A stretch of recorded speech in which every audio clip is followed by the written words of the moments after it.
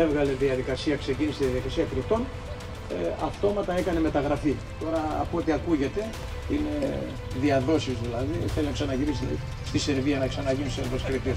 Δεν ξέρω γιατί. Μέχρι πρώτη ως πρόεδρος του ομίλου του ελληνικού καταχωρημένες φύλες, από όλες τις φύλες όμως, έχουμε γύρω στις 380. Αυτό σημαίνει ότι έχουμε 380 σκύλους, όπου κάθε σκύλος έχει το μορφολογικό του και όπου χρειάζεται και το εργασιακό του πρότυπο. Δημιουργήσουν τις προϋποθέσεις σε κάθε κράτος να συγκεντρώσουν τα σκυλιά και να βρούνε. Ο κριτής πρέπει να εφαρμόζει το μορφολογικό πρότυπο και όχι να το ερμηνεύει. Αφού συγκεντρώθηκαν όλες οι φυλές, χωρίστηκαν ανάλογα με την εργασία. Πιστεύω ότι το σημερινό σεμινάριο ήταν πολύ καλό για όλους μας, για να μάθουμε και δύο πράγματα παραπάνω από όσα ξέρουμε, και στο κομμάτι των σκύλων αλλά και στο κομμάτι του νόμου. Έτσι. Ευχαριστώ πολύ τους συζητητές για την παρουσία τους εδώ και για τη στήριξη προς αυτή μας την ενέργεια. Δεν χρειάζεται παραπάνω λόγια από μένα, εσείς είστε πιο αρμόδιοι, θα μιλήσει και ο κύριος Φραγκίδης να μας πει δύο λόγια, θα ξεκινήσουμε με τον κύριο Φραγκίδη. Εγώ το μόνο που έχω να πω ότι στο τέλος της ημέρας θα γίνει και μια κλήρωση, έχουμε κάποια δώρα από κάποιους χορηγούς, γιατί μόνοι μας το κάνουμε όλο αυτό, έτσι. Η στήριξη είναι από διάφορους επιχειρηματίες της περιοχής, οι οποίοι στηρίζουν αυτή μας την προσπάθεια. Έχουμε 16 δώρα. Να πω τυπικά ότι ο κύριος Σεϊτανίδης που μας έκανε τα εκτυπωτικά, τις αφήσεις κτλ. Είναι ένας εκ των χορηγών μας. Ο κύριος Σταγγίλης, η κυρία Μπαλάκου με τα κυνηγητικά είδη, ο κύριος Παπαστογιαννούδης. Με τα κυνηγητικά είδη. Ο κύριος Ανδρείδης από τον Άγιο Θανάσιο. Τεχνικές εργασίες Οικοενέργεια. Ταβέρνα Μαραντώνας. Και πριν άλλο ξεχνά, πιτσαρία Λαπιάτσα, καφετέρια, καφέ μπαρ Μαραπού, καφέ ρέστοραν Πέντολα και πρωινές γεύσεις και αυτό μικρό μοναστήρι. Έχουμε πολλά δώρα, θα τα πω έτσι επιγραμματικά, είναι μπλούζες, είναι τροφές, είναι μπότες Dunlop, είναι παντελόνια, είναι ένα τραπέζι 4 ατόμων, 2 τραπέζια, είναι 2 φιάλες και ένα πρωινό. Και έχουμε και το μεγάλο μας δώρο, αξίας 300 ευρώ από το Συνεργείο Ηλεκτρολογίου Ζούνης Γιώργης, αξίας 300 ευρώ. Θα μπουν και λαχνοί κατά τη διάρκεια και στο τέλος θα κάνουμε και την κλήρωση. Ευχαριστώ πολύ για την παρουσία όλων. Ο λόγος στον κύριο Φραγκίδη. Καλημέρα σας. Είμαι ο Γιάννης ο Φραγκίδης. Η σημερινή παρουσία μου εδώ έχει να κάνει με την ιδιότητα του Διεθνή Κριτή και Εργασίας και Μορφολογίας όλων των κυνηγητικών φυλών. Και στο τελευταίο κομμάτι θα έχει να κάνει και με τον νόμο Άργος. Θα σας πω δύο κουβέντες καταρχάς να συστήσω τους συνομιλητές, να πω μάλλον το πρόγραμμα πιο μπροστά, πώς θα γίνει η διαδικασία. Θα κάνω εγώ μια γενική αναφορά για τη δομή των κυνηγόσφυλων, δηλαδή της καθαρόιμης και όχι μόνο κοινοφιλίας, πώς είναι οργανωμένη σε όλη την Ευρώπη, σε όλο τον κόσμο. Θα αναλύσουμε κάποια πράγματα τα οποία πώς δημιουργήθηκε η Διεθνής Κινολογική Ομοσπονδία, θα πούμε για τις φυλές, για τις ομάδες και θα καταλήξουμε στις δύο ομάδες, οι οποίες είναι η ομάδα 6 και η ομάδα 7, όπως θα ακούσετε, που είναι οι χνηλάτες και οι σκύλοι δείκτες. Κατόπιν το λόγο θα πάρουν ο Θανάσης Ογκόπης, γνωστός και μη εξαιρεταίος, είναι ο πρώτος Έλληνας κριτής που έγινε και δεν έγινε στην Ελλάδα κριτής, γιατί τότε δεν υπήρχε η διαδικασία ανάδειξης κριτών, έγινε στη Σερβία, πηγαίνοντας κάθε Σαββατοκύριακο να μάθει σέρβικα, να μάθει για τα σκυλιά, να και κάποια στιγμή να γίνει κριτής Σερβίας. Όταν ο Κινολογικός Όμιλος Ελλάδος έβγαλε διαδικασία, ξεκίνησε τη διαδικασία κριτών, αυτόματα έκανε μεταγραφή. Τώρα από ό,τι ακούγεται είναι διαδόσεις δηλαδή, θέλει να ξαναγυρίσει δηλαδή, στη Σερβία να ξαναγίνει Σέρβος κριτής. Δεν ξέρω γιατί. Μέχρι πρώτη ως πρόεδρος του ομίλου του ελληνικού Ιχνηλάτη και είναι και πρόεδρος στο γαλλικό όμιλο, τα γαλλικά μπρακ δηλαδή του τύπου Πυρηναίων. Ο Μιχάλης ο Πεζίκουγλου, γνωστός και μη εξαιρεταίος διεθνής κριτής εργασίας Ιχνηλατών, έχει πάρει μέρος σε πανευρωπαϊκά, έχει κρίνει πανευρωπαϊκά αγώνων, όπως και ο Θανάσης και εγώ. Είναι πρόεδρος στον όμιλο Μπίγκλ Ελλάδος και θα μας μιλήσει για κάποιες φυλές Ιχνηλατών, έτσι επιγραμματικά, γιατί δεν θα μπορέσουμε να μπούμε σε πάρα πολλές λεπτομέρειες, γιατί θα μιλήσουμε για 6-7 οι χνηλάτες, θα μιλήσουμε για 6-7 δείκτες, center pointer κτλ.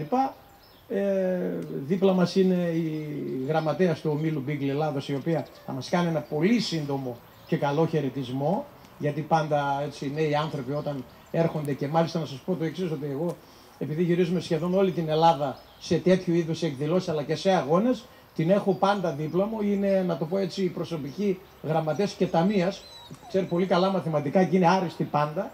Θα μας πει και αυτή, και είναι καλό να έρχονται έτσι νέα παιδιά και ιδιαίτερα κορίτσια, αλλά και ο αδερφός της που είναι εκεί, ο Απόστολος, που θα μας δείξει ένα αυστριακό μπράκο ιχνηλάτη. Είναι πολύ καλό και ευχάριστο να έχουμε έτσι νέους ανθρώπους.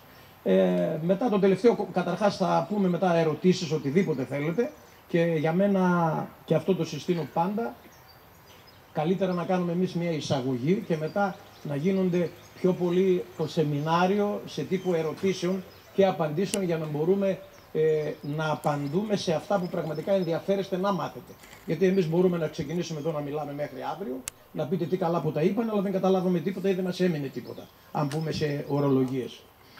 Και το τελευταίο κομμάτι είναι, όπως λέει και το πρόγραμμα, είναι ο νόμος Άργους, το οποίο θα κάνουμε μια συζήτηση, θα σας πω εγώ τι ακριβώς συμβαίνει, τι γίνεται, οι μέρες πλησιάζουν. Υπάρχει και μια γενική συνέλευση της Κυνηγητικής Συνομοσπονδίας την 15 του μηνός, σε 16 του μηνός έχουμε συμβούλιο κάτω στην Κυνηγητική Συνομοσπονδία και ως πρόεδρος εγώ της ΚΟΜΑΤ θα παρευρίσκουμε εκεί, αλλά και όλο το Διοικητικό Συμβούλιο θα παραστούμε στη Γενική Συνέλευση και ό,τι είναι να πούμε θα τα πούμε εκεί. Σήμερα όμως οτιδήποτε θέλετε να ρωτήσετε και για το Άργος, να σας πούμε πού βρισκόμαστε, τι κάναμε, τι μπορούμε να κάνουμε και τι θέλετε να κάνουμε, έτσι. Λοιπόν, αυτά από εμένα, γραμματεύς, ένα χαιρετισμό, πολύ σύντομο.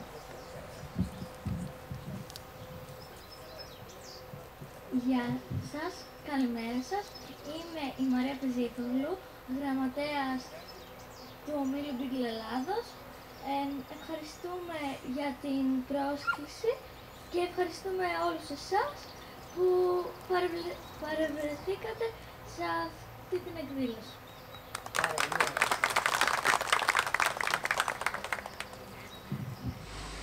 Λέγοντας ότι το 1911 δημιουργήθηκε η Διεθνής Κινολογική Ομοσπονδία, η γνωστή FCI, από 5 κυρίως κράτη που ήταν η Γερμανία, η Αυστρία, το Βέλγιο, η Γαλλία και η Ολλανδία. Γιατί δημιουργήθηκε? Υπήρχαν πάρα πολλές, θα έλεγα σκύλοι, πάρα πολλές φυλές διάφορες, όπου άλλοι τους είχαν στα σπίτια, άλλοι τους είχαν στους πύργους, άλλα περπατούσαν ελεύθερα και δημιουργήθηκε ανάγκη αυτή όλη η σκύλη να γίνει μια καταγραφή όλων των σκύλων και να χωρίσουν σε φυλές. Η Ομοσπονδία αυτή όταν δημιουργήθηκε το 1911, λόγω πολέμου σταμάτησε να λειτουργεί και το 1900, μέχρι το 1921. Τότε η Γαλλία και το Βέλγιο την δημιούργησαν ένα καινούριο καταστατικό αρχές του Απρίλη του 1921 και το 1968 το Μάρτι ξανατι δημιούργησαν και πήραν πλέον και νομική υπόσταση ώστε να μπορούν να δημιουργήσουν τις προϋποθέσεις σε κάθε κράτος να συγκεντρώσουν τα σκυλιά και να βρουν όλες τις φυλές. Αυτή τη στιγμή περίπου περιλαμβάνει γύρω στα κοντά στα 100 μέλη, FCI, 100 κράτη δηλαδή, από όλο τον κόσμο. Χωρίζεται σε 5 θα έλεγα τμήματα, είναι η Ευρώπη, είναι η Αμερική με την Καραϊβική, είναι η Μέση Ανατολή, η Ασία και η Αφρική. Αναγνωρισμένες και καταχωρημένες φυλές, από όλες τις φυλές όμως, έχουμε γύρω στις 380. Αυτό σημαίνει ότι έχουμε 380 σκύλους, όπου κάθε σκύλος έχει το μορφολογικό του και όπου χρειάζεται και το εργασιακό του πρότυπο. Να ξέρετε ότι για κάθε φυλή υπεύθυνος είναι το κράτος και ο όμιλος φυλής του κράτους. Και για να γίνω πιο κατανοητός, στην Ελλάδα αναγνωρισμένη φυλή είναι μόνο ο ελληνικός ιχνηλάτης. Υπάρχουν και κάνα 2-3 άλλες που είναι υπό αναγνώριση, υπάρχουν και κάποιες άλλες φυλές που προσπαθούμε να τις σταθεροποιήσουμε, θα τις πούμε μετά.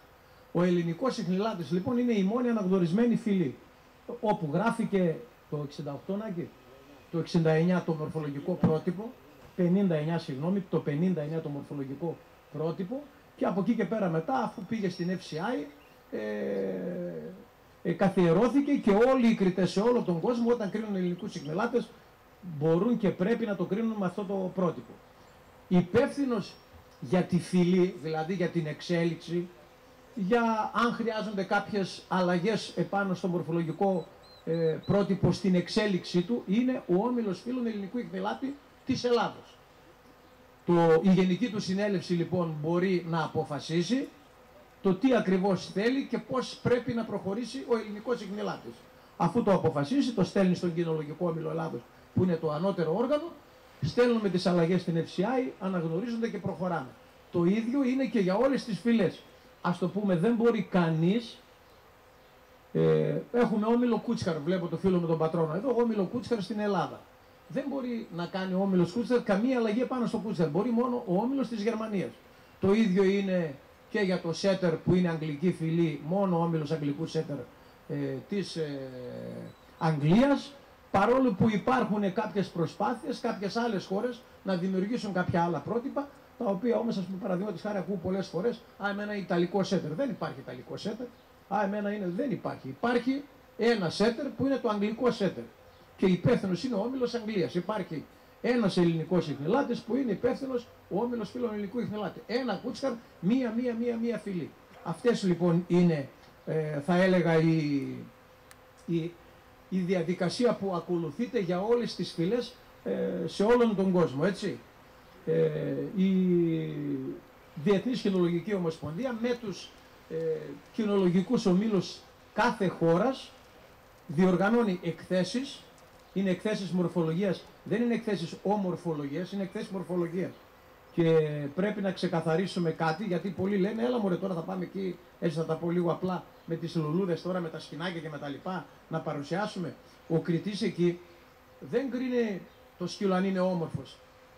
Κρίνει ένα σκύλο πώς είναι σωστά κατασκευασμένος με βάση το πρότυπό του. Ένας σωστά κατασκευασμένος σκύλος, να ξέρετε ότι είναι και όμορφος. Δηλαδή, αν έχει σωστό κεφάλι, σωστά δόντια, σωστό κορμί, σωστό χρώμα, δεν έχει σημεία αποκλεισμού, λοιπόν, να ξέρετε ότι στους 10 όλοι σας, μόλις θα δείτε ένα σωστό σκύλο, θα πείτε «Α, όμορφος είναι». Έτσι λοιπόν να μην μπερδεύουμε την έκθεση μορφολογίας με την έκθεση ομορφολογίας. Μιλάμε δηλαδή για συγκεκριμένα πράγματα. Και όπως όλοι οι κριτές είναι υποχρεωμένοι να έχουν κάποια εργαλεία, ιδιαίτερα όταν υπάρχουν μετρήσιμα είδη και πρέπει να αναγράφονται στη φόρμα αξιολόγησης. Όπως είναι το κοινόμετρο, όπως το λέει και η λέξη είναι κοινόμετρο, δηλαδή ένα μέτρο για σκύλους, που έχει τις διαβαθμίσεις πάνω κάτω, όπου όταν πρέπει να αναγράφεται το ύψος, ο κριτής είναι υποχρεωμένος, μετράει το ύψος και αν είναι εκτός στάνταρ είναι πάλι υποχρεωμένος να το αποκλείσει. Υπάρχει το παχύμετρο, όπου γνωστό εργαλείο, όταν μιλάμε για κάποιες λεπτομέρειες, παραδείγματος χάρη μιλάμε για ένα συνολικό μήκος, ας πούμε τώρα να πούμε για τον ελληνικό ιχνηλάτη 54 εκατοστά, το σύνολο του κεφαλιού πρέπει να είναι το 45%, σωστά τα λέω κύριε Γκόπη, του ύψους του, άρα πάμε 54 επί 45 τόσο, και μετά θα πρέπει το κρανίο με το ρύγχος, όπως λέει το πρότυπο, το ρύγχος να είναι λίγο μεγαλύτερο, δηλαδή αν πάρουμε στρόγγυλα τα νούμερα για να μην κάνουμε πολλές διαιρέσεις, αν ας πούμε πρέπει να είναι 22, το κρανίο πρέπει να είναι, το μισό είναι 11, να είναι 10,9 και 11,2, δηλαδή ελαφρώς μακρύτερο να είναι το ρύγχος. Πρόσφατα το αλλάξαμε αυτό, είπαμε ιδανικό να είναι αυτό και ας είναι, ας το πούμε, περίπου στο ίσο, γιατί και με το Θανάση τον Κόπε αλλά και με τον Όμιλο του ελληνικού ιχνηλάτη που έχουμε γυρίσει και έχουμε μετρήσει κάνα 2.000 κιλά, δυστυχώς δεν μπορέσαμε να βρούμε αυτές τις αναλογίες στο ρύγχος. Έτσι λοιπόν, στο κρανίο, έτσι λοιπόν υπάρχει το παχύμετρο και κάποιες φυλές πρέπει να μετριούνται και το ολικό και το συνολικό μάλλον η περίμετρος του στήθους, όπως θα έχετε δει πολλά σε αυτοκίνητα, σε νταλίκες, πίσω λέει ας πούμε μακρύ όχημα και έχει κάτι σκυλάκια. Αυτά κυρίως είναι τα Dachshund, είναι μια γερμανική φυλή, χωρίζεται σε 3 κατηγορίες και εκεί ανάλογα με την περίμετρο του στήθους πάει ας πούμε και η κατηγορία, όπως και σε αρκετές άλλες φυλές. Έτσι λοιπόν κάθε κριτής που κρίνει και αυτές τις φυλές πρέπει να έχει ένα μικρό εργαλείο, δεν είναι τίποτα, μια μεζούρα η οποία ας πούμε κάνουμε τον κύκλο και αναλόγως με την περίμετρο μπαίνει στις κατηγορίες. Έτσι λοιπόν ο κριτής πρέπει να εφαρμόζει το μορφολογικό πρότυπο και όχι να το ερμηνεύει. Ποτέ ένας κριτής δεν πρέπει να λέει θα το προτιμούσα ή θα το ήθελα. Έτσι, πρέπει να λέει πάντα θα έπρεπε. Γιατί δεν έχει σημασία τι προτιμώ εγώ. Σημασία έχει τι λέει το πρότυπο. Και αυτό εδώ δεν μπορεί και κανείς κριτής να το ξεχνάει. Αφού λοιπόν κλείνω με αυτή την ανάλυση ορισμένων στοιχείων, να σας πω ότι αφού συγκεντρώθηκαν όλες οι φυλές, χωρίστηκαν ανάλογα με την εργασία ή με το τι μπορεί να προσφέρει σε 10 ομάδες. Τώρα πάμε να κάνουμε και την 11η, είναι κάποιες φυλές οι οποίες θα μπουν μέσα, όπως είναι τα πλότ, μια και είμαστε εδώ έτσι και είναι γουρουνόσκυλα, κυρίως γουρουνόσκυλα δηλαδή, είναι και κάποιες άλλες φυλές που προσπαθούν να μπουν μέσα. Λοιπόν, χωρίστηκαν σε 10 ομάδες. Η ομάδα 1 που είναι η υπημενική, γνωστή υπημενική είναι το Μαλινουά, σκύλος δυνατός εργασιακός, τρακέρελα, το κόλεϊ, η λάση δηλαδή που λέμε, σας αναφέρω μερικά χαρακτηριστικά που νομίζω ότι θα τα ξέρετε. Είναι το γερμανικός πιμενικός που είναι το λυκόσκυλο, μία φυλή που είναι πάρα πολύ έξυπνη είναι τα border collie, είναι αυτά τα σπρώμαυρα που φυλάνε έτσι πρόβατα κτλ. Έχει παρατηρηθεί, και αυτό πρέπει να το αναφέρω, ότι το 2011 ένα κόλλι είχε αφομοιώσει 1022 λέξεις. Δηλαδή ήξερε 1022 λέξεις και ό,τι το έλεγες, δηλαδή το έλεγες καφέ, έρχονταν και έλεγε καφές. 1022, τώρα μέτριος γλυκός δεν ξέρω, αλλά λοιπόν, φανταστείτε δηλαδή την νοημοσύνη αυτού του σκύλου. Η ομάδα 2 που είναι τα πίντσερ, είναι και τα μολοσοειδή γενικότερα, είναι το γερμανικό το boxer, είναι το Αγίου Βερνάντο, αυτό που βλέπουμε, το μεγάλο σκυλί που ως συνήθως έχει ένα βαρελάκι έτσι επάνω το, είναι τα Doberman, το Rottweiler και ένα τελευταίο που παίζει πάρα πολύ είναι ο του Καυκάσου, ο πιμενικός, ένα τεράστιο φύλακες κυρίως. Η ομάδα 3 που είναι τα τεριέ, δηλαδή είναι τα Yorkshire Terrier, το Bull Terrier, το Yorkshire το ξέρετε με την τρίχα την πολύ, είναι το Fox Terrier. Από εκεί και πέρα περνάμε στην ομάδα 4 η οποία είναι τα Dachshund, όπως είπα, είναι τα λουκάνικα τα επωνομαζόμενα, που είναι ο κοντότρι, είναι ο μέτριος, ο νάνος και ο μικρός, γι' αυτό σας είπα ανάλογα με το στήθος κτλ. Και κάθε ένα από αυτά χωρίζονται σε κοντότριχο, λιότριχο, δηλαδή κοντή τρίχα, καθόλου τρίχα και σκληρότριχο που είναι τα short, που είναι πιο σκληρή η τρίχα τους. Η ομάδα 5 είναι οι σκύλοι πρωτόγνουρου τύπου που είναι τα Akita, τα Chow Chow, είναι που τα Chow Chow έχουν ένα χαρακτηριστικό, έχουν μπλε γλώσσα, για όσους έτσι θυμάνε, τα Husky Σιβηρίας. Η ομάδα 6 και η ομάδα 7 θα τις αφήσουμε στο τέλος να πούμε, μάλλον για να μην ξαναγυρίσω πίσω. Η ομάδα 6 είναι οι ιχνηλάτες.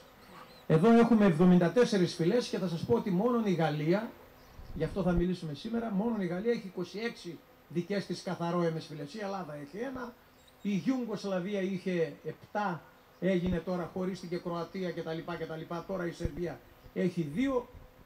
Πιο γνωστή εκτός από τον ελληνικό ιχνηλάτη είναι τα Αριέγες, τα Σικούτσι, τα Ιταλιάνο, το μπλε την Γκασκόνης, τα Μπίγκλ που έχουμε εδώ, το Γιούρα και 2 φυλές οι οποίες ενδεχομένως θα τις γνωρίζετε. Τη μία σίγουρα τη γνωρίζετε που είναι το Δαλματίας, δηλαδή με τις τέτοιες, και όμως αυτό το σκυλί ξεκίνησε ως λαγόσκυλο. Άσχετα τώρα που έχει φτάσει, είναι ένας ιχνηλάτης, καθώς επίσης και το Ροδεσιανό Ρίσμπακ, ένα κίτρινο έτσι κανελής σκύλος, ψηλός.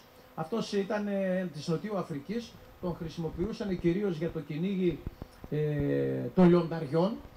Με μία χαρακτηριστική, είναι ο μόνος σκύλος που έχει ανάποδη τρίχα, ξεκινάει από το ακρόμι, δηλαδή από τον άκρο των ώμων μέχρι πίσω τα καπούλια, θα δείτε έχει μία γραμμή με ανάποδη τρίχα και είναι αυτό το χαρακτηριστικό. Υπάρχουν επομένως διάφορες άλλες φυλές που θα δείξουμε. Νομίζω έχουμε φέρει και Αριέγες. θα τα δούμε και θα μας αναλύσουν οι κριτές για την κάθε φυλή. Η ομάδα 7. Η ομάδα 7 είναι οι δείκτες, δηλαδή τα πουλόσκυλα τα επωνομαζόμενα, είναι χωρισμένο σε δύο κατηγορίες, δύο υποομάδες. Είναι οι αγγλικοί δείκτες, δηλαδή αυτοί οι δείκτες που είναι στην Αγγλία, στη Μεγάλη Βρετανία, και είναι το setter, το pointer, το Gordon setter, το Ιρλανδικό το setter, που έχουμε φέρει και ένα Ιρλανδικό setter, έχουμε φέρει και ένα setter αγγλικό, και το Ιρλανδικό ερυθρόλευκο setter. Δεν είναι τόσο πολύ γνωστό αυτό, αλλά υπάρχει. Και υπάρχουν και οι δείκτες οι υπηρωτικοί, που είναι τα επανέλ, που είναι γενικό τα μπράκ, είναι το κούτσαρ, που έχουμε εδώ κούτσαρ να δείξουμε, είναι το βίσλα, είναι διάφορες φυλές, έτσι, το βαϊμαράνεν, το μπράκο Ιταλιάνο κτλ. Είναι σκύλοι που χρησιμοποιούνται κυρίως για τα πουλιά. Πάμε στην ομάδα 8, πάρα πολύ έξυπνοι σκύλοι, σκύλοι παραφορά ξεπετάγματος και νερού, τα Springer Spaniel, τα Cocker Spaniel, τα Golden Retriever γενικότερα, το Labrador Retriever, σκύλοι που χρησιμοποιούνται και στην αστυνομία τα τελευταία χρόνια, με πολύ ανεπτυγμένη την νοημοσύνη τους. Είναι σκύλοι κυρίως που μπορούμε να τα χρησιμοποιήσουμε στο κυνήγι. Μια-δυο φυλές, το Cocker και το Springer, είναι κυνηγόσκυλα και χρησιμοποιούν πάρα πολύ για τη φάσα, για το απόρρο της φάσας, για τσίχλας κτλ. Καθώς επίσης και κάποια πιο εξειδικευμένα τα έχουν και για τα ορτίκια που πάνε μέχρι τα 20 μέτρα. Είναι πάρα πολύ δραστήρια, σκουπίζουν όλο το μέρος και μόλις αισθάνονται την μυρωδιά ότι κάπου κοντά είναι εκεί το ορτίκι, αρχίζουν, κουνιούνται όλα, λες και είναι σεισμός, καταλαβαίνεις, σηκώνεις το όπλο και όταν το σηκωθεί το ορτίκι ακολουθεί η διαδικασία του κάθε κυνηγού. Και τα Golden Retriever και τα Labrador, σκυλιά που χρησιμοποιούνται πάρα πολύ για τις πάπιες, με δύο στρώματα τρίχας, δεν κρυώνουν ποτέ, καταρχάς κανένα σκύλος δεν κρυώνει, γιατί να ξέρετε ότι τα σκυλιά δεν έχουν πόρους στα κορμιά τους, αναπνέουν από τις πατούσες και κυρίως από το στόμα. Από εκεί είναι το ψυκτικό μηχάνημα, είναι το air condition του σκύλου, έτσι. Γι' αυτό λοιπόν τις περισσότερες φορές θα δείτε αδέσποτα, αλλά και κάποια σκυλιά δικά σας και δικά μας, τα οποία βλέπετε το χειμώνα κουλουριάζονται και τι βάζουν τη μούρη μέσα στα πόδια, μέσα στα τέτοια. Γιατί ακριβώς να μην παίρνουν τον κρύο αέρα και τον βάζουν και κρυώνουν πολύ, ή να μην παίρνουν τον ζεστό αέρα και τον βάζουν και η διαφορά θερμοκρασίας να δημιουργείται και να είναι διαφορετική. Έτσι λοιπόν τα Labrador έχουν διπλό τρίχρωμα και μόλις μπουν μέσα σε ένα παγωμένο νερό, μόλις βγουν τεινάζονται και δεν μένει ούτε μία σταγόνα. Γιατί το υπόστρωμα, δηλαδή το δεύτερο κομμάτι του τριχώματος, δεν επιτρέπει να περάσει μέσα στο δέρμα το νερό. Αλλά και να το επέτρεπε πάλι δεν θα κρύωνε, γιατί δεν έχει πόρους να μπει, όπως εμείς υδρώνουμε, κάνουμε, που έχουμε πόρους ανοιχτούς. Βλέπετε ότι κάθε φυλή έχει κάποιες ιδιαιτερότητες που είναι χρήσιμες για τη δουλειά που πρέπει να κάνει. Ομάδα 9 πρώτη τελευταία είναι οι σκύλοι συντροφιάς, όπως είναι τα Bulldog, τα Canis, τα Pug, τα Chihuahua, τα Maltese, που έχουν γίνει λόγω COVID τα πιο γνωστά, είναι τα άσπρα τα μικρά τα σκυλάκια, γιατί τα παίρνανε οι κυρίες και πολλοί κύριοι τα παίρναν και κάναν βόλτες έτσι κτλ. Και η ομάδα 10, η τελευταία ομάδα, είναι ίσως τα πιο γρήγορα σκυλιά. Είναι το Μπορζόι, ο λαγωνικός στο Αφγανιστάν, το είπες, το Σαλούκι. Είναι σκυλιά που είναι ψηλά, λεπτές κατασκευές, με πολύ ανεπτυγμένο θώρακα. Μπορούν να αναπτύξουν μεγάλες ταχύτητες, σας λέω ότι είναι τα πιο... και θα έχετε δει κιόλας σε πολλά είτε ντοκιμαντέρ είτε στην τηλεόραση κάποιες αγώνες, ας πούμε στο εξωτερικό κυρίως, που βάζουν ένα δέρμα από κουνέλι, το τραβάει ένα σήμα με μεγάλη ταχύτητα και αυτά αναπτύσσουν μεγάλη ταχύτητα και προσπαθούν, ας το πούμε, να αναπτύξουν και να γράψουν την ταχύτητά τους. Καθώς επίσης θα έχετε δει και στην έρημο πάρα πολλά να σηκώνεται ένας λαγός, να τα έχουν δίπλα, να τα μολάνε οι Άραβες, συνήθως το κάνουν, και αρχίζουν και κυνηγάνε το λαγό, στρίβουν, κάνουν. Φυσικά και αυτά όμως έχουν ένα μειονέκτημα, δεν έχουν μεγάλη διάρκεια, δεν έχουν αντοχή. Έτσι, και γι' αυτό έχουν μεγάλο θώρακα, είναι λίγο λευριέ, δηλαδή ανασηκωμένη η κοιλιά τους, έχουν μεγάλο θώρακα πνευμόνια για να μπορεί να λειτουργήσει, αλλά η ταχύτητά του ενώ είναι μεγάλη, είναι δηλαδή σαν ένας εκατοστάρης 200 και δεν είναι μαραθωνοδρόμοι.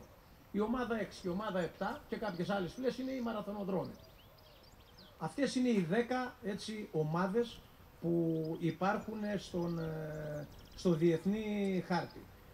Εμείς ως κριτές προσπαθούμε μέσα είτε από εκθέσεις είτε από αγώνες, τους οποίους αν θα ρωτήσετε θα τους αναλύσει ο Μιχάλης ο Πεζίκουγλου, προσπαθούμε να δείξουμε γιατί όταν αναδεικνύεις ένα καλό σκύλο και κατασκευαστικά και εργασιακά, σημαίνει ότι αυτός ο καλός ο σκύλος θα βοηθήσει για τη βελτίωση, γιατί ο σκοπός των εκθέσεων αλλά και των αγώνων είναι να βελτιώνουμε όσο δυνατόν περισσότερο γίνεται τις φυλές τις οποίες αγαπάμε.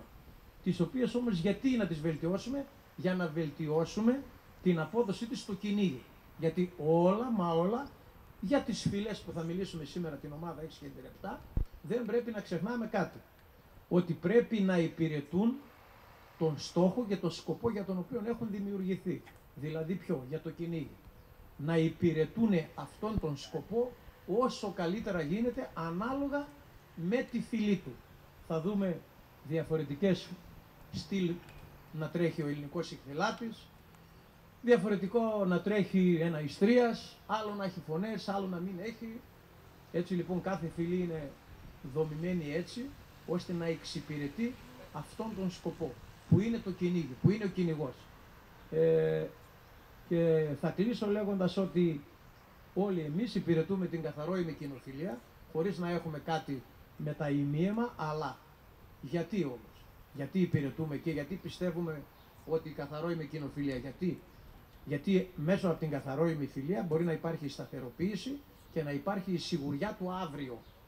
Δηλαδή βλέπουμε τον ελληνικό ιχνηλάτη, και θα πω για τον ελληνικό ιχνηλάτη, ότι ακόμη προσπαθούμε να βγάλουμε τα άσπρα νύχια από τον ελληνικό ιχνηλάτη, γιατί το πρότυπο λέει να είναι κατάμαυρα. Προσπαθούμε να βγάλουμε το άσπρο, προσπαθούμε να βγάλουμε κάποιες φωνές οι οποίες προέρχονται από αλλού, και θα θυμίσω και θα συμφωνήσετε για το ζευγάρωμα το γυρογκέκικο. Πάντα ας πούμε με τα γιούρας γινόταν επειδή είχαν ίδιο χρώμα, για να μην μπερδεύονται, γιατί αν βάλεις ένα Ιστρίας με έναν ελληνικό ιχνηλάτη θα βγουν πολύ άσπρα.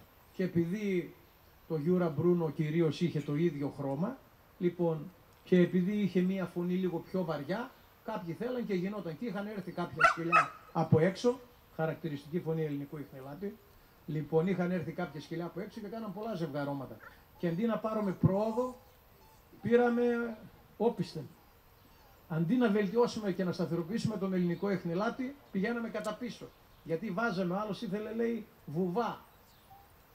Δεν θα αναλύσω τι είναι τα βουβά. Άλλος ήθελε, ξέρω εγώ, πολύ γρήγορα.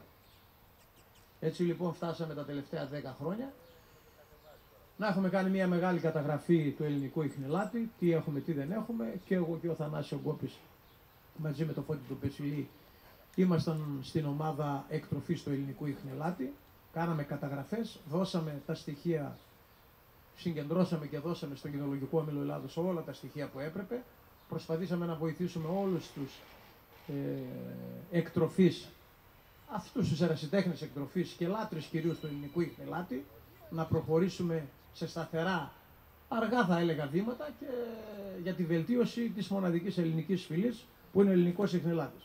Άλλες ελληνικές φυλές, και το λόγο είχε ο Θανάσης, για να μην τις ξεχάσω, είπαμε ελληνικός ιχνηλάτης, κρητικός λαγωνικός, είναι στην Κρήτη λαγωνικός, είναι ο μολοσσός της Υπήρου, το λευκό ελληνικό τσομπανόσκυλο, ελληνικός πιμενικός, και το κοκόνι, που σίγουρα το κοκόνι είναι το κοντό που βλέπουμε έτσι εδώ έξω και το λέμε κοκόνι γιατί είναι χαριτωμένο. Δεν ξέρω, εγώ είμαι Θρακιώτης. Κοκόνα λέγαμε, εδώ έχουμε Θρακιώτες πατρόνα, έτσι, έχουμε και σύλλογο καλό από ό,τι θυμάμαι. Λοιπόν, Μικρασιάτες και τα λοιπά. Και κοκόνα λέγαμε έτσι μια όμορφη κυρία που περπατούσε έτσι τελικάτα. Και έγινε το κοκόνι, ας το πούμε. Και αυτή τη στιγμή προσπαθεί και αυτό να σταθεροποιηθεί και να πάρει έτσι, να αναγνωριστεί. Αυτές είναι ελληνικές φυλές. Οι 6 που υπάρχουν, μόνο ο ελληνικός ιχνηλάτης είναι αναγνωρισμένος. Αυτά από εμένα, τέλος. Είπατε για τις φυλές, τις διάφορες που υπάρχουν, οι οποίες δεν είναι αναγνωρισμένες. Αυτό που είχε ακουστεί κάποτε για τα Συριανά, τα Pointer, τι ακριβώς είναι? Το είπα νομίζω στην αρχή. Δεν υπάρχει Pointer. Pointer είναι ένα. Είναι η Αγγλία, τελείωσε. Νούμερο 2, αριθμό καταγραφή στην FCI. Νούμερο 1 είναι το setter, νούμερο 2 το pointer. Ήταν αντίθετα, όχι. 1-2. Δεν υπάρχει τίποτα. Δεν υπάρχει ούτε Σεριάνο, ούτε ξέρω εγώ Σεραϊκό, ούτε ξέρω εγώ των Κουφαλίων, ούτε τίποτα. Λοιπόν, υπάρχει το pointer που είναι αγγλικό, υπάρχει ο ελληνικός ιχνηλάτης που είναι Έλληνας, υπάρχει το beagle που είναι Αγγλία, υπάρχουν. Το άκουσα, απλά ήθελα να, επειδή Έχουμε ακούσει πολλές. Θα τα πει. Λοιπόν, αυτά από εμένα. Εγώ θα σημειώσω, αν θέλετε, μάλλον σημειώστε κάποιες ερωτήσεις να κάνετε γενικότερα. Οι φίλοι μου εδώ και συνεργάτες έτσι είναι γνώστες πάρα πολύ έτσι και έχουν το λόγο. Θανάση. Η εισήγηση του Γιάννη ήταν πολύ εμπεριστατωμένη σαν εισαγωγή στην οργανωμένη κοινοφιλία. Πώς δομείται, πώς κατατάσσονται οι φυλές σε 10 ομάδες, η κάθε μία τι περιλαμβάνει και προχωρούμε λοιπόν σαν γενική θεώρηση. Ύστερα λοιπόν από χρόνια εκδηλώσεων, σεμιναρίων, συζητήσεων, κασέτες, συνεντεύξεις, τα πάντα αυτά, καταλήξαμε στο συμπέρασμα ότι καλύτερα είναι επί του πεδίου. Γιατί αυτά που λέγαμε όλα αυτά τα χρόνια, σε ατέρμονες συζητήσεις, σεμινάρια που κρατούσαν ώρες, πολλές, προχωρήσαμε λοιπόν, είδαμε ότι πολλά από αυτά τα οποία λέγαμε, κάποιοι τα γνώριζαν ή τα είχαν διαβάσει, δεν χρειαζόταν λοιπόν να τα επαναλαμβάνουμε και το καλύτερο ήταν επί του πεδίου, με σκυλιά δηλαδή, αυτό που ήδη είπε και ο Γιάννης στην αρχή, ερωταπαντήσεις. Γιατί ο καθένας έχει συγκεκριμένες ερωτήσεις, απορίες και θα πρέπει να πάρει μια συγκεκριμένη απάντηση. Το να μιλάμε λοιπόν γενικά περί κοινοφιλίας, περί φυλών, περί αυτό, ούτε ο χρόνος φτάνει, ούτε μπορούμε να κάνουμε επιλογή τι πρέπει να ακουστεί και τι πρέπει να μην ακουστεί. Προχωρούμε λοιπόν, έτσι θα το κάνουμε σήμερα. Αυτά τα σκυλιά τα οποία επιλέξαμε να παρουσιάσουμε είναι οι χνηλάτες, είναι και σκυλιά φέρμας. Θα τα δείξουμε λίγο, θα τα περιγράψουμε και επί αυτών των βασικών αρχών θα δεχτούμε τις ερωτήσεις, απαντήσεις, όπως είπε ο φίλος για το Συριανό το Πόιντερ, θα του πούμε και αυτό τι πράγμα είναι. Λοιπόν, εν πάση περιπτώσει, έτσι θα προχωρήσουμε. Να ξεκινήσουμε με τον εαυτό μας, έτσι. Με την καταγωγή μας. Μέχρι πριν λίγα χρόνια ήταν γνωστά σαν γκέκικα. Γκέκας και κάποια βιβλιάρια σκύλων νυχτινίατροι, τότε οι κυνηγητικοί σύλλογοι, στη ράτσα έλεγε γκέκας. Ζαγάρι ποτέ. Το τσιπάκι που σου ζητάει τη ράτσα γράφει ελληνικός εκμελάτης Παύλα Γκέκας. Αυτός που το γράφει, εντάξει, τι να το κάνουμε. Το κράτος το γράφει. Ποιο κράτος? Αφού στον κόβ, για τον κόβ σας μιλάω. Ναι, ποιο κράτος? Ποιος έχει τον κόβ, ποιος διοικείται τον Το κόβ. ελληνικό αυτό. Γκέκικο, γκέκας, ζαγάρια, κοπόια, τουρκικά κοπός είναι ο ντορός. Και αυτό που ακολουθεί τον ντορό λοιπόν ποιος είναι? Ο ιχνηλάτης είναι βέβαια. Σε ελληνικά, κοπόια. Μην ξεχνάμε ότι οι Τούρκοι είχαν όλη τη Βαλκανική, έτσι. Είχαν κυριαρχήσει στη Βαλκανική. Δεν υπήρχε τίποτα σαν ελληνικό κράτος, πολλό δε μάλλον σκυλιά, καινοφιλίες, κυνήγια, τα πάντα. Αυτά όλα ξεκίνησαν μετά την απελευθέρωση του 1921 και άρχισε λίγο ο Έλληνας να ενδιαφέρεται. Έφτιασε τους συλλόγους, έφτιασε το ένα, έφτιασε το άλλο, ξεκίνησε την κοινοφιλία, οργανώθηκε το κυνήγι κλπ. Άρα, ούτε γκέκικο πρέπει να το λέμε, ούτε γκέκα, ούτε ζαγάρια, ούτε κοπόγια, αυτά είναι ξένες ονομασίες, δεν περιποιούν τιμή στο ένδοξο γένος των Ελλήνων, αντίθετα είναι ντροπή. Τι είναι λοιπόν ο σκύλος? Είναι ιχνηλάτης. Και ποιος είναι ο ιχνηλάτης? Είναι ένα ζώο που ακολουθεί τα ίχνη. Ο βένων ακολουθών τα ίχνη. Ιχνηλάτης γενικά. Η έκτη ομάδα που τους κατονομάζει και τους κατηγοριοποιεί περιλαμβάνει, όπως είπε ο Γιάννης, 70 φυλές. Όλα είναι ιχνηλάτες, δηλαδή το λύνεις σε ντορό τριχωτού θυράματος και τον ακολουθεί.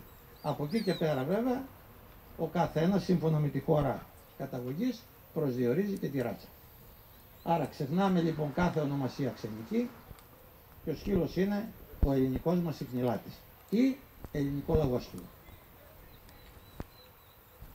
Ο σκύλος αναγνωρίστηκε με τις προσπάθειες και τη φροντίδα του αείμνηστου Σταύρου Μπασουράκου με επίσημο εθνικό μορφολογικό τύπο το 1959. Προσπάθησε τότε και πέτυχε να αναγνωριστεί ο σκύλος σαν μόνη ελληνική καθαρόαιμη φυλή από τη Διεθνή Κινολογική Ομοσπονδία, στην οποία η Ελλάδα τότε ήταν κανονικό μέλος, ομόσπονδο μέλος.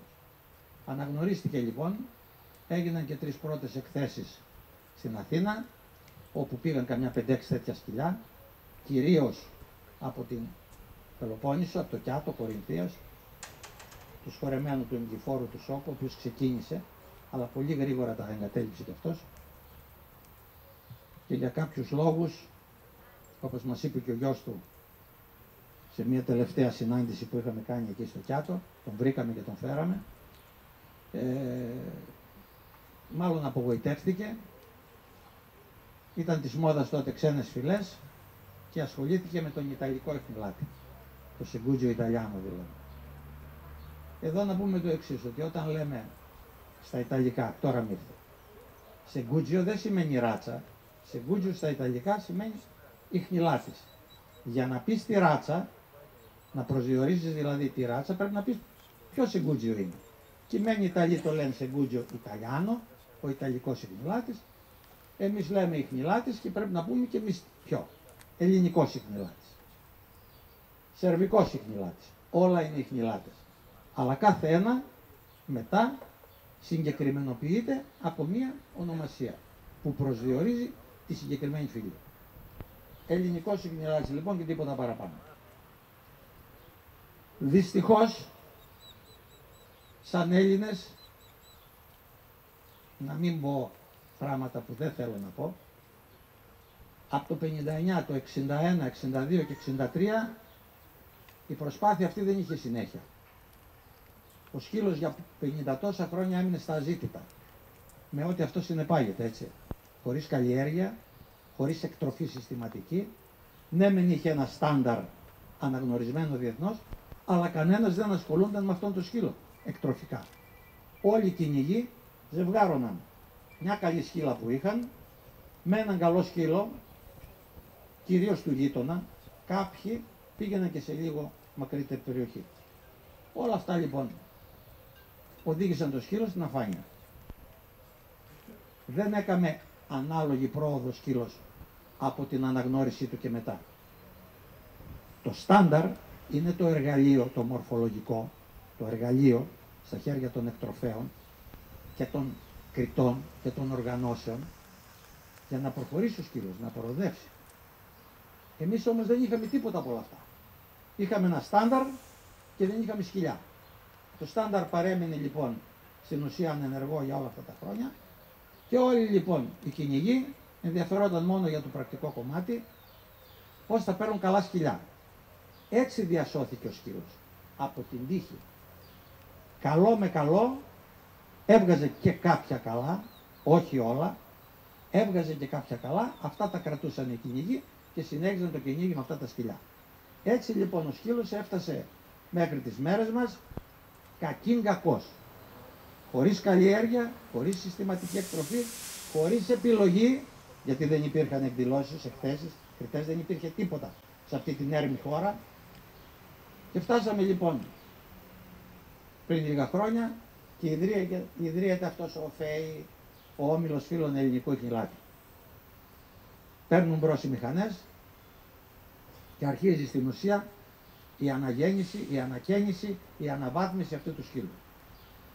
Πολλές εκδηλώσεις σε όλη την Ελλάδα, πολλά χιλιόμετρα, πολλά τρεχάματα, μορφολογικά λοιπόν εκδήλωση στην εκδήλωση, εκθέσεις στις εκθέσεις. Φέραμε το σκύλο σε αυτό το επίπεδο που βλέπετε. Αξιόλογο επίπεδο. Πολύ καλό. Ο σκύλος όμως είναι κυνηγητικός. Δεν είναι σκύλος συντροφιάς. Κυνηγητικά ποιος ήξερε. Κυνηγητικά τι φτιάχνει ο σκύλος, ξέρει ο ιδιοκτήτης του και ο φίλος του που πάνε μαζί στο κυνήγι. Ο όμιλος δεν μπορεί να ξέρει τα χιλιάδες σκυλιά κρυμμένα σε κάθε χωριό. Πού θα το ξέρω, πώς θα έχω εικόνα. Αγώνες δεν είχαμε. Το πρακτικό κομμάτι, το άλλο το εργαλείο. Το μορφολογικό λοιπόν είναι η κοινοτεχνία, οι εκθέσεις. Το εργασιακό κομμάτι εμφανίζεται πού? Στους αγώνες κυνηγητικών ικανοτήτων. Αυτό το πράγμα δυστυχώς για την ελληνική κοινοφιλία έπαψε από το 18. Και αυτό γιατί? Γιατί τότε είχαμε την τύχη αρμόδιος Υπουργός Περιβάλλοντος να είναι ο σημερινός πρόεδρος του ΣΥΡΙΖΑ, ο Σωκράτης ο Φάμελος. Δεν θα αναλύσω πολιτικά. Ο καθένας έχει τις απόψεις του. Λοιπόν, ο Φάμελος όμως ο Σωκράτης, εκ τόπου διαμονής και σχέσεων, ήταν φίλος με τον Μιχάλη. Απ' τη Θέρμη, αντιδήμαρχος, πώς και τι και τα λοιπά. Λοιπόν, ήρθαμε σε επαφή μαζί του, ενώ λοιπόν ο νόμος υπογεγραμμένος από τον Ταγαρά, υπουργός, νομάρχης Κορίνθου κλπ.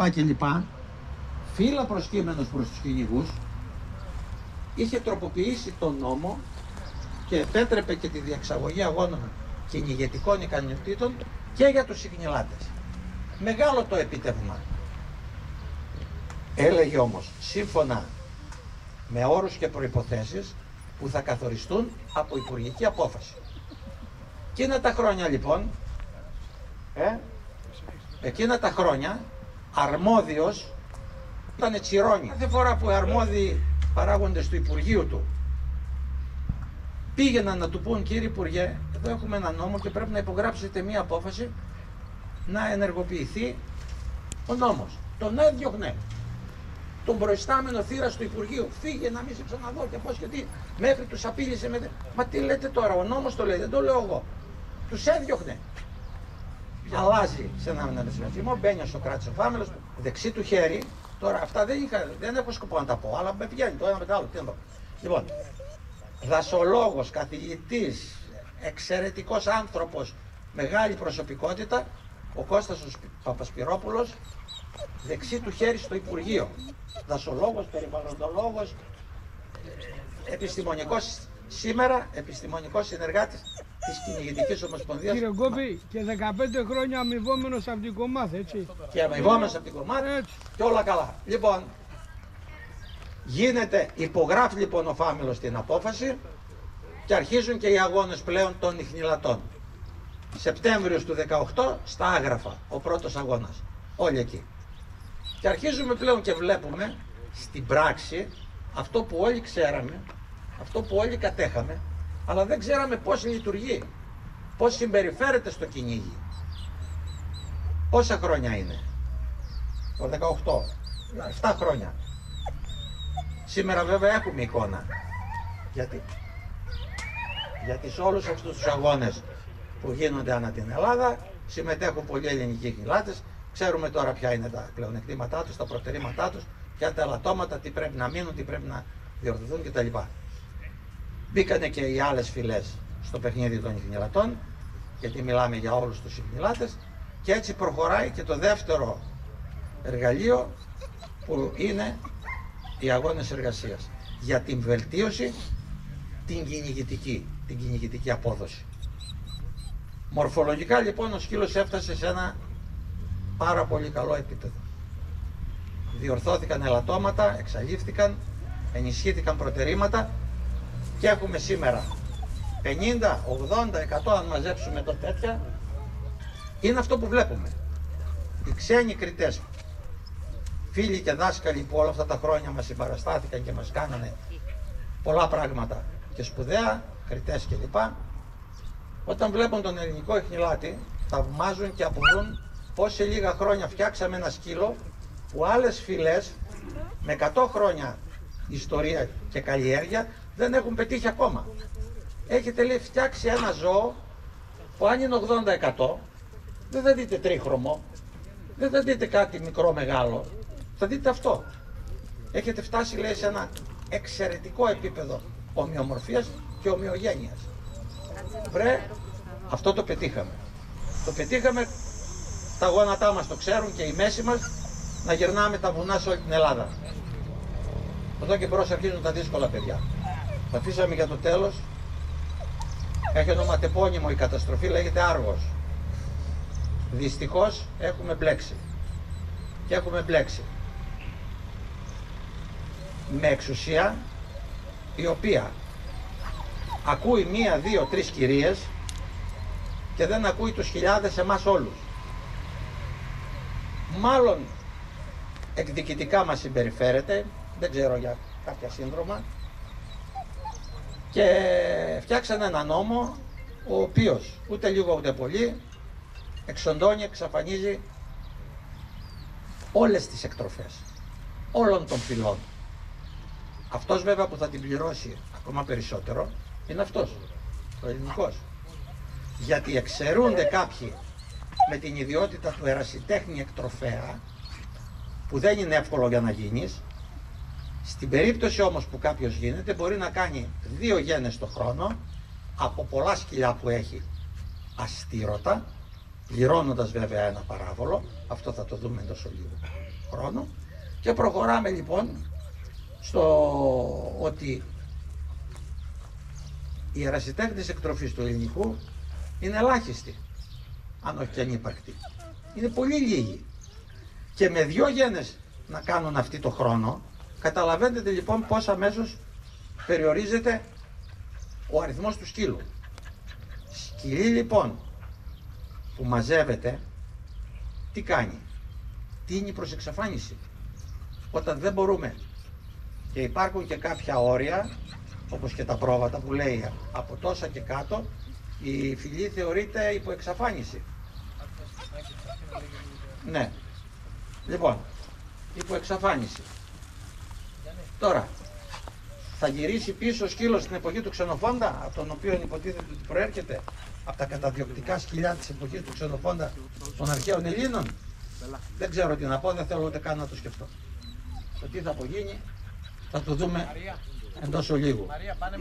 Λοιπόν, ελληνικός ιχνηλάτης πάλι, έτσι, ξεκινάμε. Ξεκινάμε.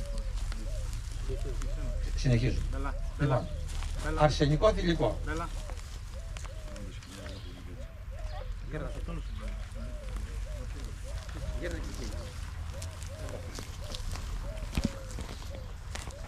Μαύρο κόκκινο, έτσι. Μαύρο κοκκινοπό. Μαύρο κοκκινοπό. Κοκκινοπό. Το κοκκινοπό, το έντονο, αυτό το δυνατό, το κόκκινο. Όπως έχουν τα Γκόρντον, όπως έχουν τα Ντόμπερμαν, όπως έχουν τα Ροτβάιλερ. Το πύρινο.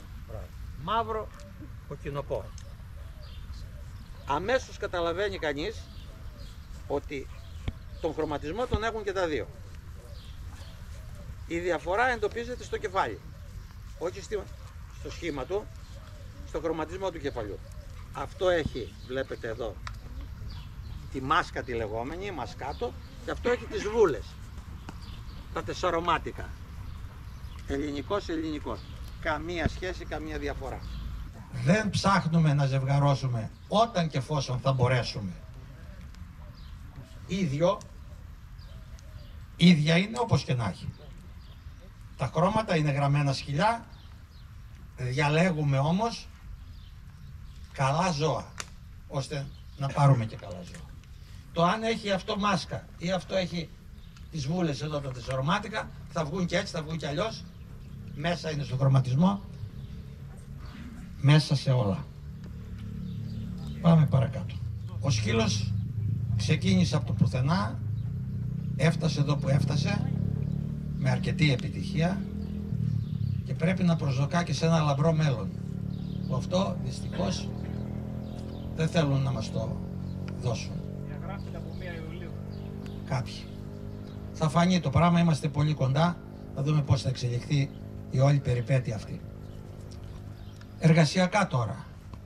Λέει ένα σύγγραμμα, ένα άρθρο, το οποίο αποτέλεσε και τη βάση της σύνταξης του εργασιακού τύπου, πώς πρέπει να κυνηγάει ένας τέτοιος σκύλος. Ένας τέτοιος σκύλος πρέπει να κυνηγάει όπως όλοι οι ιχνηλάτες. Γι' αυτό και κανένας από τους ιχνηλάτες παγκοσμίως δεν έχει δικό του στάνταρ εργασίας. εκτός από το Αριέγης που λέει 5 σειρές και από τον Ιταλικό Ιχνηλάτη που λέει μια σελίδα, αλλά και αυτό ισχύει μόνο για τους Ιταλούς στην Ιταλία. Δεν είναι αναγνωρισμένος σαν εθνικός τύπος εργασίας από τη Διεθνή Κινολογική Ομοσπονδία. Αντίθετα, υπάρχει ένα κείμενο που λέει από τη στιγμή που λύνεις έναν ιχνηλάτη στο τερέν, τι πρέπει να κάνει. Τι πρέπει να κάνει λοιπόν ο σκύλος? Να ψάξει. Πώς να ψάξει? Τρυποδίζοντας και κατουρώντας? Όχι. Να ψάξει γρήγορα, να ψάξει με πάθος, με κέφι, με δύναμη, με ορμή, να βρει ίχνη του θυράματος που κυνηγάμε. Λαγού εμπροκειμένου. Να τα ακολουθήσει, άρα μιλάμε για έρευνα. Η πρώτη φάση.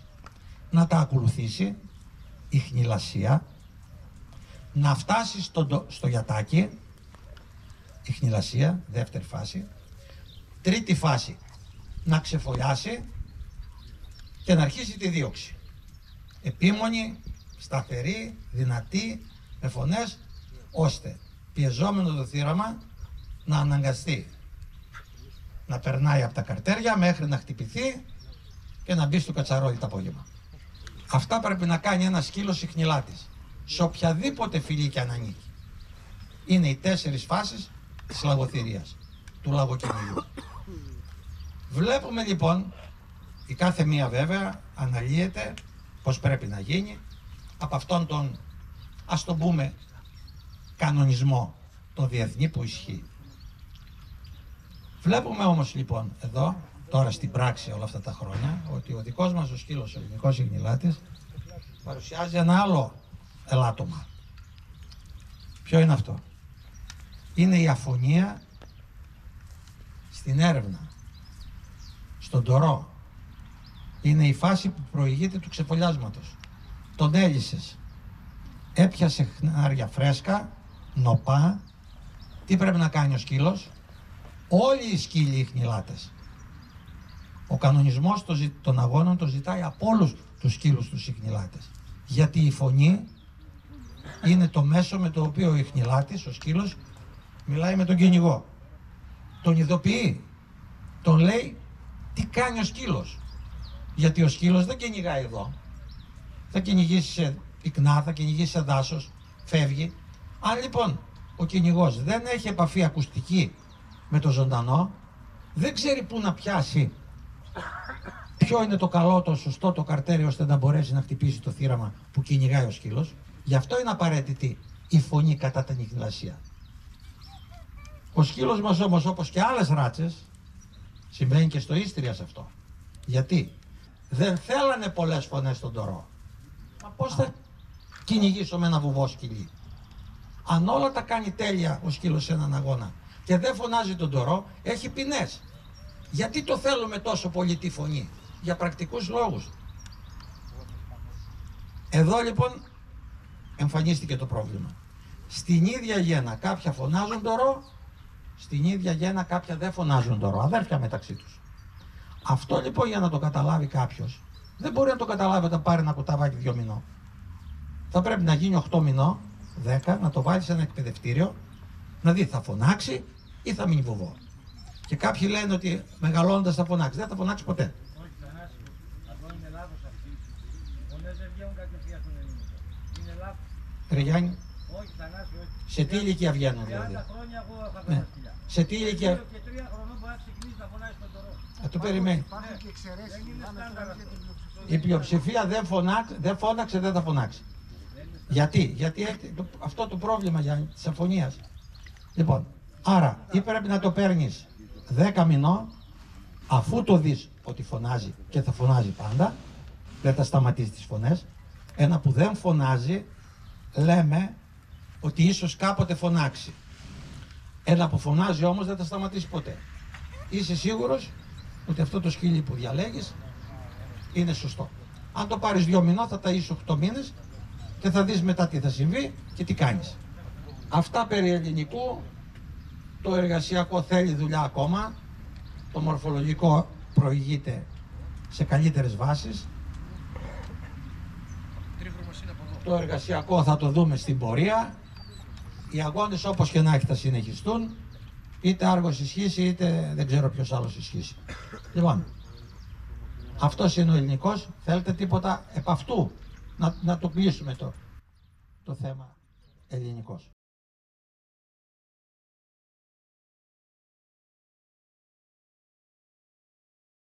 Στο στήθος μπαίνει το κόκκινο, το βλέπετε πως είναι. Μαύρο κόκκινο. Μισό λεπτό. Μαύρο κόκκινο. Ο πρώτος ξάδερφός του, το Μπαλκάν το γνωστό, εδώ και χρόνια σερβικός ιχνηλάτης, φοβερό σκυλί, με εξαιρετική μορφολογία, γιατί το φτιάξαν οι τότε Ιουγκοσλάβοι, στην ουσία Σέρβοι και όχι Έλληνες. Είναι πρώτος του ξάδερφος. Χρησιμοποίησαν γενετικό υλικό ελληνικού, στη μορφή που ήταν τότε, και εκείνοι μεν το καλλιέργησαν, γιατί όλες οι φυλές είναι δημιουργήματα του ανθρώπου, της παρέμβασης του ανθρώπου, είτε γελάδες λέγονται, είτε πρόβατα ή ράτσες, άλογα, τα πάντα. Με καλλιέργεια γίνονται φυλές και φτιάξανε σερβικό ιχνηλάτη. Η βούλγαρια κυνηγητικά μακάρι να είναι καλά, με τις φωνές και τα λοιπά, αυτά περί ελληνικού, και πες και εσύ επιτέλους. Την άσπρη γραμμή ή την άσπρη βούλα που έχουμε, γιατί τη βγάζετε? Εμείς δεν τη βγάζουμε. Τη βγάζει το χαρτί. Το κείμενο που λέγεται εθνικός τύπος ή στάνταρ μορφολογικό. Όπως φτιάχτηκε, όπως συντάχθηκε από τον Αΐβη στον Πασουράκο και αναγνωρίστηκε, ο σκύλος είναι μαυροκόκκινος, μαύρο-κόκκινο, το ιδανικό, το τέλειο.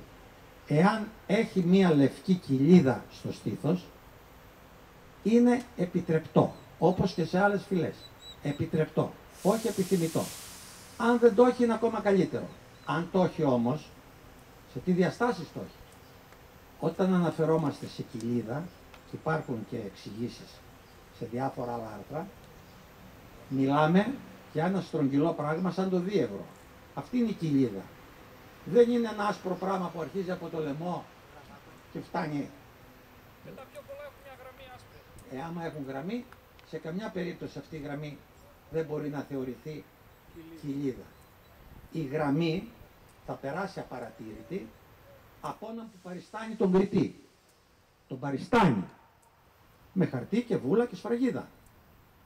Σε αυτό δεν υπάρχει αντίλογος.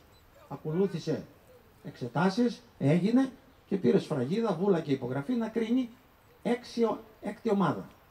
Και έρχεται του καλού καιρού και ή δεν το βλέπει, ο τρόπος που κρίνει φαίνεται, ή δεν ξέρει να δει, να ψάξει, να κάνει, να ράνει, και το προσπερνάει. Και το βραβεύει κιόλας αυτόν τον σκύλο που έπρεπε ήδη να την έχει κόψει. Με τις απορρίψεις έφτασε ο σκύλος και είναι καμάρι μας αυτό.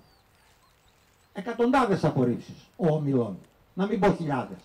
Και κανείς δεν είπε τίποτα. Γιατί έτσι φτιάξαμε αυτόν τον σκύλο. Το φέραμε εδώ. Από εδώ και μπρος τώρα, σε τι χέρια θα περιέλθει, και αν γίνει και τρίχρωμος, ή δεν ξέρω αν έχει κεφάλι, και αν δεν έχει κεφάλι, είναι δουλειά του μέλλοντος και του ιστορικού του μέλλοντος. Λευκή κοιλίδα λοιπόν στο στήθος, ένα στρογγυλό πραγματάκι τόσο μικρό. Η σκύλα δεν το έχει. Ο σκύλος το έχει. Δεκτό. Ένα άλλο χαρακτηριστικό ιδιαίτερο, που έφαγε πολλά σκυλιά όλα αυτά τα χρόνια, έφαγε εννοώντας αλέ, είναι ο χρωματισμός των νυχιών. Το στάνταρ ορίζει μαύρα, κατάμαυρα, σαν την μπλούζα σου, σαν την μπλούζα του. Τι παρουσιάζεται? Παρουσιάζεται μια διχρωμία των νυχιών. Καστανά, καφέως και άσπρα, με μαύρη γραμμή απάνω. Όλοι οι χρωματικοί συνδυασμοί εκτός του μαύρου. Σοβαρότατο λοιπόν ελάττωμα αποκλεισμού στο στάνταρ, η ετεροχρωμία των νυχιών. Δηλαδή άλλο χρώμα εκτός από το μαύρο. Πρώτα ξεκινάμε από τα νύχια. Φυσικά από τους όρχες, δόντια, νύχια. Είναι μαύρα? Είναι. Άστο. Δεν είναι, περάστε έξω. Τι θέλετε να πούμε τίποτα για τον ελληνικό άλλο? Και ο Θεός βοηθός. Λοιπόν, τι έχουμε τώρα εδώ άλλο? Άστρα. Πού είσαι η κοπέλα μισή? Όχι. Η κυρία Άστρα λοιπόν την χάνει να είναι δικιά μου. Αυτή. Σερβικός, τρίχρωμος, ιχνηλάτης. Χιλιάδες έτη φωτός μπροστά από την Ελλάδα και δεν θα κλείσει ποτέ αυτή η ψαλίδα. Όχι επειδή είμαι Σέρβος Κρητής, επειδή προχτές ήμασταν εκεί και είδαμε πάλι τα δρόμενα και συγκρίνουμε, θέλουμε, δεν θέλουμε, με τα χάλια τα μαύρα τα δικά μας. Σερβικό τρίχρωμο που είναι αυτό. Αρσενικά, θηλυκά, βλέπεις μια ομοιομορφία εξαιρετική. Το τρίχρωμο ιχνηλάτης δεν λέει ράτσα, γιατί είναι ένας ιχνηλάτης με 3 χρώματα. Το σερβικός προσδιορίζει ράτσα, γιατί είναι ο τρίχρωμος ιχνηλάτης της Σερβίας, που είναι συγκεκριμένη ράτσα. Καθαρόαιμη, με δικό της μορφολογικό τύπο, αναγνωρισμένη και κρίνεται με βάση αυτόν τον τύπο, το μορφολογικό. Ο σερβικός. Τρίχρωμο είναι και το Μπίκλ. Τρίχρωμα είναι και το Αριέλης. Τρίχρωμο, βέβαια οι Σέρβοι το λένε και τρομπόγιατς. Τρομπόγιατς στα σέρβικα σημαίνει τρομπόγιατς, χρώματα. 3 χρώματα. Αν πεις όμως ότι έχω τρομπόγιατς, κάποιοι μπορεί να καταλάβουν ότι μιλάς για αυτό το σκυλί, αν ξέρουν σερβικά.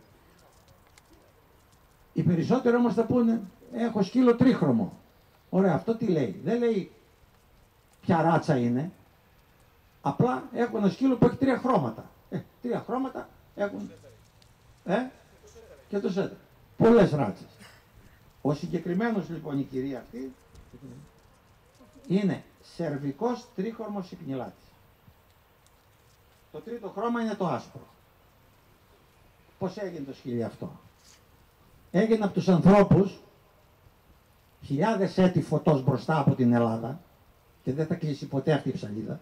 Όχι επειδή είμαι Σέρβος Κρητής, επειδή προχτές ήμασταν εκεί και είδαμε πάλι τα δρόμενα και συγκρίνουμε, θέλουμε, δεν θέλουμε, με τα χάλια τα μαύρα τα δικά μας. Πολλοί άνθρωποι, πολλές οργανώσεις, πολλά πράγμα που λείπουν από μας και πιάσανε και σταθεροποίησαν το τρίτο χρώμα που έβγαινε σε κάποιες γένες μεταξύ Μπαλκάν και άλλων φυλών.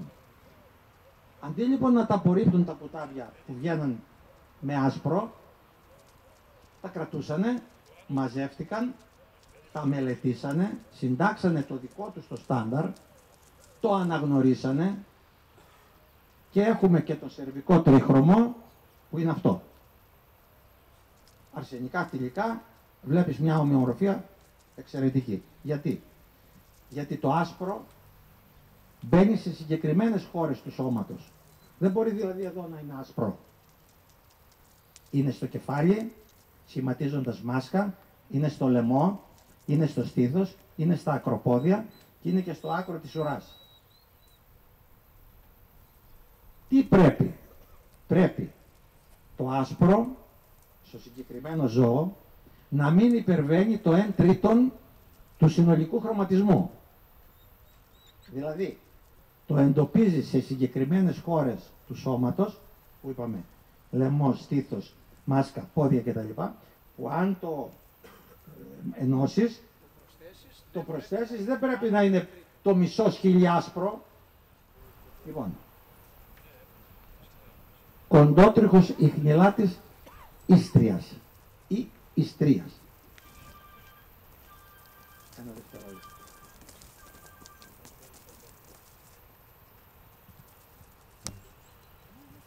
Η Ίστρια στην τότε Ιουγκοσλαβία, σήμερα Κροατία, είναι η περιοχή απάνω στην Αδριατική που συνορεύει με τη Σλοβενία και την Ιταλία. Κροάτες. Σήμερα κροατική ράτσα. Σε 2 ποικιλίες αρχικά ως προς το τρίχωμα που στη συνέχεια εξελίχθηκαν σε ράτσες. Το κοντότριχο, αυτό με το τρίχωμα αυτό, λευκό πορτοκαλί και τα δυο. Και στο σκληρότριχο που είναι ένα γκριφόν. Κοντότριχος ιχνηλάτης Ίστριας, σκληρότριχος ιχνηλάτης Ίστριας. Διαφορετικοί χαρακτήρες. Πιο γρήγορο, πιο ζωηρό, πιο δραστήριο στο λαγό ετούτο, πιο βαρύ, πιο ανθεκτικό, πιο γουρουνόσκυλο το σκληρότριγο, γι' αυτό και χρησιμοποιείται περισσότερο στο κυνήγι του αγριοχείρου. Όχι ότι και στο λαγό δεν αποδίδει, αλλά το τρίχωμά του το σκληρό με υποτρίχωμα, σε ζεστούς μήνες που κυνηγούμε εμείς Σεπτέμβριο και Οκτώβριο στην Ελλάδα, ζορίζεται λίγο. Ενώ σε κρύα, σε παγωνιές, σε χειμώνα, σε πάγους, αποδίδει καλύτερα από ένα γενικά κοντότρικο σκυλί. Κροατικός λοιπόν ηχθιεράτης Ίστριας. Οι Κροάτες όμως, παρά την κοινολογική τους πρόοδο στα πλαίσια της ενωμένης τότε Ιουγκοσλαβίας, και αυτοί σαν λαός είχαν τις ιδιοτροπίες τους, τις ιδιαιτερότητές τους, και πολλοί από αυτούς δεν θέλανε και αυτοί φωνές σαν τους δικούς μας τους κριτικούς στην ιχνηλασία. Με αποτέλεσμα και αυτή η φυλή να παρουσιάζει το ελάττωμα αυτό της αφωνίας στον τορό, είπαμε, έτσι. Δηλαδή, κάποια κουτάβια φωνάζουν, κάποια δεν φωνάζουν. Για να είσαι σίγουρος λοιπόν πώς θα εξελιχθεί το κουτάβι που παίρνεις, πρέπει να το πάρεις 10 μηνών. Και αφού το δεις. Από 4 αρσενικά το 18 στην Κρήτη, ένα φώναζε, που τα είχε κρατήσει ο Σέρβος ο εκτροφέας, ένα φώναζε ο Δούκας, ο οποίος έγινε δικός μου. Τώρα είναι 6 χρονών. Από τα 4 αδέρφια, μόνον ένας φώναζε. Τον βάλαμε στο εκπαιδευτήριο, τον είδα και τον πήρα. Λοιπόν, αυτά όσον αφορά μαύρη μύτη, άσπρο με πορτοκαλί. Το άσπρο είναι του χιονιού, λευκό του χιονιού, κατάλευκο. Κοντό τρίχωμα. Χαρακτηριστικά το κεφάλι λέγεται το κεφάλι στο σχήμα του αχλαδιού, δηλαδή φαρδένει και στενεύει, φαρδένει και στενεύει μπροστά. Μπορεί να είναι αυτό το χρώμα, αλλά μπορεί να είναι και πιο έντονο πορτοκαλί, πιο δυνατό. Αυτός είναι ο ιστριακός ιχνηλάτης. Δεν έχουμε αρσενικό. Πάμε στο γαλλικό. Σιέν Κουράν, γαλλικός σκύλος. Ναι. Δεν σε καηδέψω βρε κέρατα. Λοιπόν. Σιέν Κουράν, γαλλικά, σκύλος δίωξης. Πάμπολες φυλές. Θεωρείται η καλύτερη φυλή στη Γαλλία για το κυνήγι του λαγού. Αριέζ. Αριεζουά. Αριέγης στα ελληνικά. Τι είναι αυτή η αριέγη?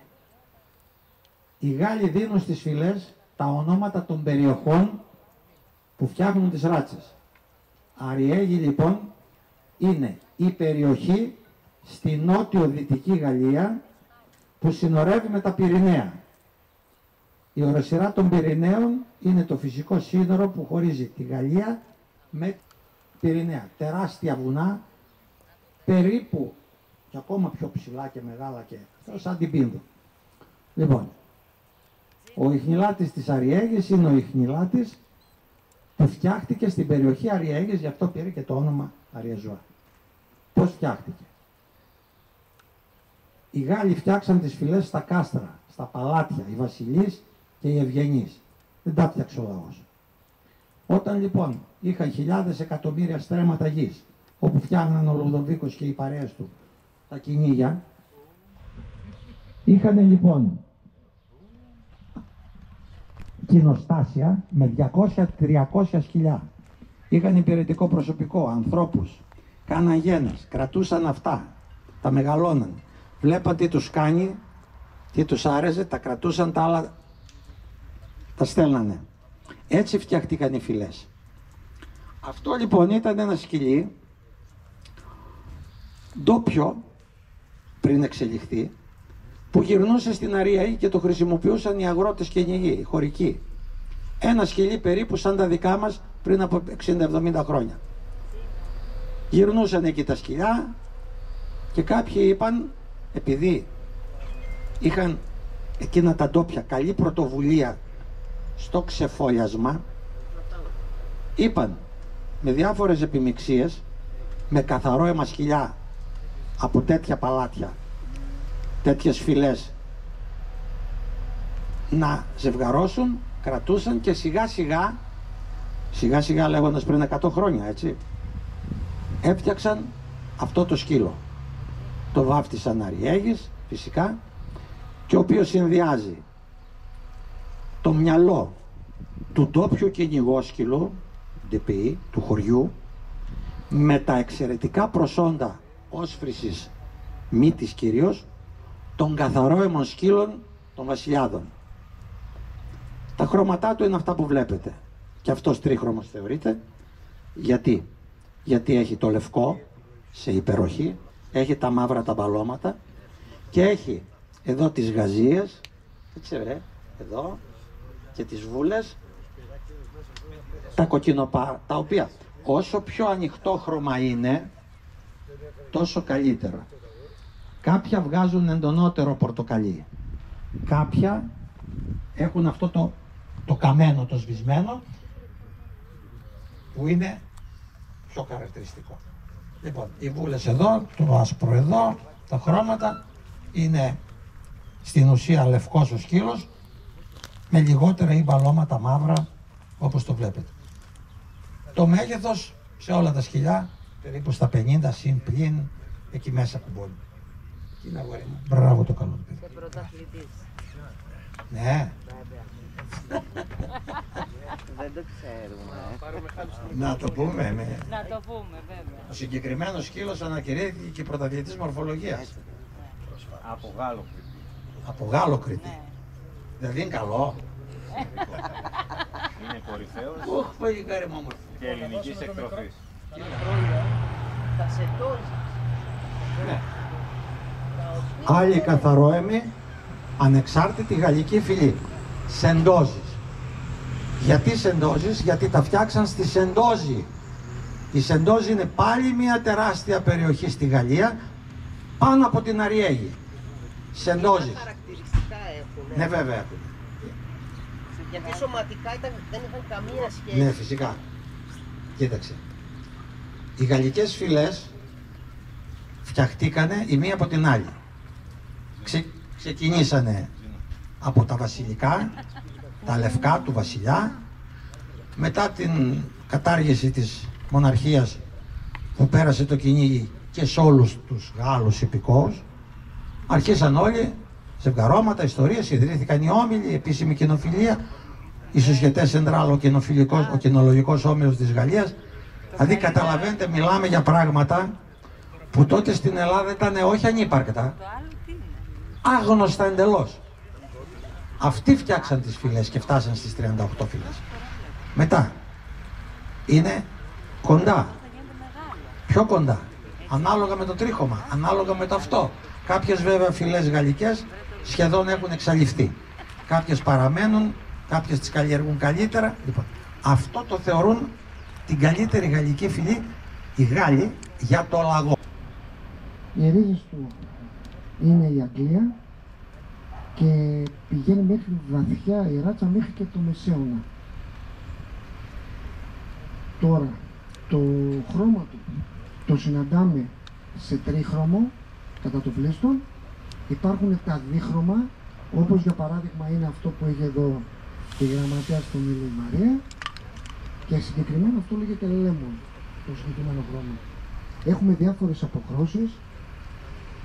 Οι Αμερικάνοι έχουν αναπτύξει πάρα πολύ τις γραμμές τους και κυνηγητικά και με χρώματα. Έχει πάρα πολλά χρώματα, έχει το σηκωτή, έχει τα blue tick, red tick, μιλάμε για πάρα πολλούς χρωματισμούς.